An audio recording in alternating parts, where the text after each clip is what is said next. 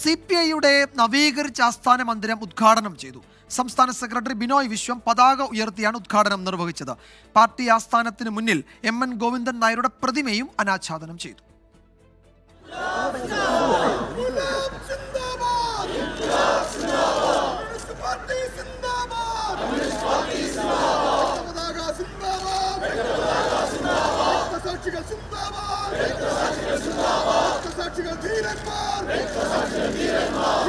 അന്തരിച്ച സംസ്ഥാന സെക്രട്ടറി കാനം രാജേന്ദ്രന്റെ സ്വപ്ന സാക്ഷാത്കാരമാണ് ഈ മുഹൂർത്തം.